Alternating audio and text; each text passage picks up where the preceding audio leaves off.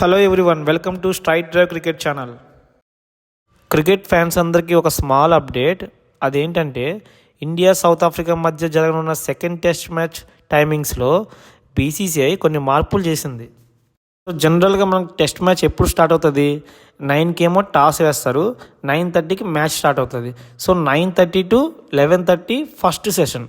So first session అయిపోయిన వెంటనే lunch break ఉంటుంది. ఎప్పటి వరకు? 11:30 నుంచి 12:10 వరకు లంచ్ బ్రేక్ ఉంటుంది. నెక్స్ట్ లంచ్ బ్రేక్ తర్వాత 12:10 నుంచి 2:10 వరకు, అంటే 2 hours సెకండ్ సెషన్ జరుగుతుంది. సెకండ్ సెషన్ అయిపోగానే ఒక 20 minutes టీ బ్రేక్ ఉంటుంది, అంటే 2:10 నుంచి 2:30 వరకు. నెక్స్ట్ లాస్ట్ సెషన్ 2:30 నుంచి 4:30 వరకు జరుగుతుంది. సో ఈ టైమింగ్స్లో బీసీసీఐ చేంజెస్ తీసుకొచ్చింది. ఆ చేంజెస్ ఎట్లా చేశారంటే 8:30కే టాస్ వేయడం జరుగుద్ది, 9కి మెయిన్ మ్యాచ్ స్టార్ట్ అవుతుంది, 9 to 11 ఫస్ట్ సెషన్.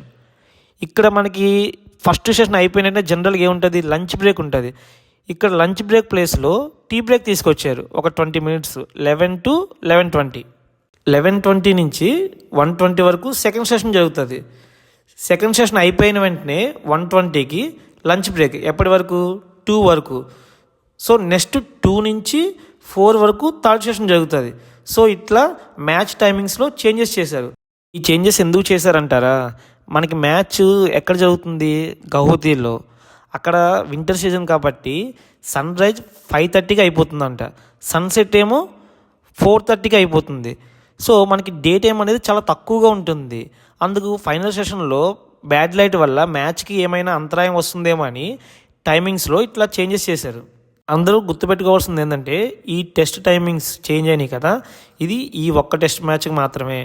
నెక్స్ట్ నుంచి ఎప్పటి టైమింగ్సే మనకి యథావిధిగా కొనసాగుతాయి. ఈ ఇంపార్టెంట్ అప్డేట్ కనుక మీకు నచ్చితే ఒక లైక్ కొట్టండి, మీ ఫ్రెండ్స్కి కూడా షేర్ చేయండి.